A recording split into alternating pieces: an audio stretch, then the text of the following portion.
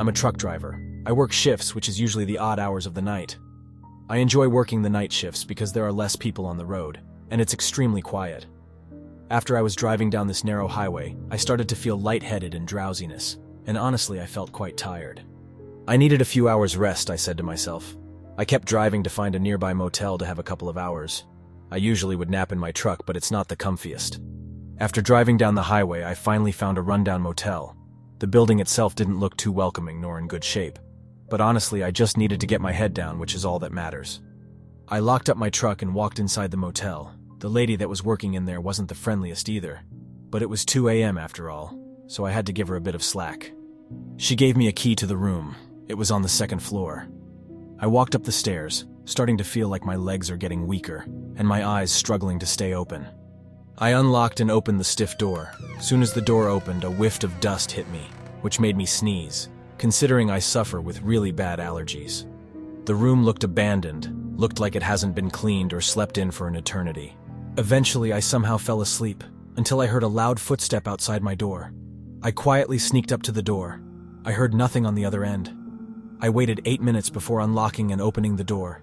Looking into the hallway, I saw no one. I shrugged it off as someone walking past. I looked at my watch. I apparently slept for 20 minutes, so I got back into bed. Right after I did, though someone aggressively shake the door handle, my heart must have missed a few beats. It must have been some kid playing a prank or something, but what kid would be walking around in the early hours of the morning? There was a bang at the door. I shouted in a loud tone, "I'm calling the police." This didn't faze the person. Eventually I called the reception. She said in an aggravated tone, "I'll get security." I impatiently waited, until there was a knock on my door saying security. I stood up out of my bed, unlocking and opening the door. He asked me about the scratch marks on the door. I looked at what he was talking about, and my heart started racing. It looked to be a scratch that's been done with a sharp knife. I told him about the guy from earlier. He assisted me to call the police, so I did. They tried looking at the security cameras, but to my luck, they didn't have them installed. So the person was never caught or identified. I'm just thankful to be alive and uninjured from that event. I never went back to that motel again. 2 years ago, me and my cousin, I'll call Chris, we went to this motel to catch up on studies and to enjoy ourselves. After unpacking our bags inside the motel room, we decided to watch YouTube videos on our phone, as it was pretty late, being 7 p.m. We couldn't explore the city or anything. Everything would have been shut by now. 40 minutes had passed. We decided to watch some comedy films on Netflix. After watching some shows for a few hours, we called it a night and went to bed. Chris got into his bed and I got into mine. After continuously turning for an hour, I finally drifted off to sleep. I woken up 4 hours later. My throat was dry. Because it was dark inside the room, I mean pitch black. I tried moving my hand around on the bedside cabinet trying to feel for my water bottle, until I heard heavy breathing by my bed. I squinted, barely seeing a figure standing by my bed. This sent 1,000 chills down my spine. I noticed it was my cousin Chris. I turned on my bedside lamp, revealing Chris standing there emotionless. He looked to be sleepwalking. All of a sudden, he reached down and grabbed my arm. He said in a quiet tone, "I want to go home now." With continuous heavy breathing, I felt horrified and confused. I noticed what looked like a sharp object in his hand. I screamed and demanded him to let go of my arm. He complied, walking back into his bed. I couldn't sleep the entire night. Once my cousin Chris woke up, I confronted him about the situation, and he laughed at me, making jokes about the situation. I still occasionally have nightmares about that night. He didn't mention anything about him suffering with sleepwalking disorders, though. This happened a few years back, June 2021.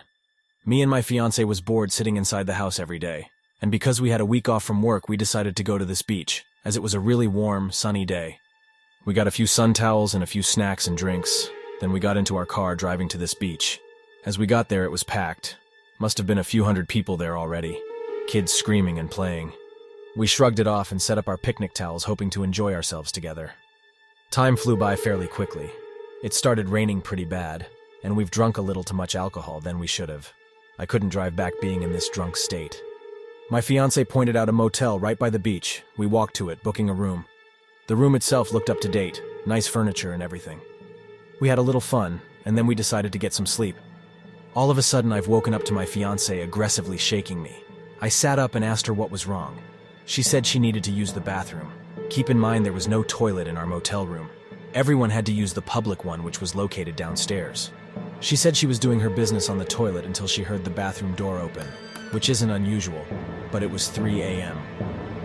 The person walked right by the stall and tapped on it. My fiancé said, "I'm in here, sorry." The person talked, revealing it to be a man inside the women's bathroom. He said in a grown tone, "Come out. I just want to talk to you." This is unusual, my fiancé thought. She said she's trying to do her business, until the strange man said now in an aggravated tone, "Come out now." My fiancé's heart started racing. She panicked and forced the door open, which must have hurt the man, as he let out a yell. My fiancé ran back to our room. The police was called, but the man was never identified. According to the secretary, the man has been harassing women in the middle of the night for a week now. There had been loads of complaints about the man.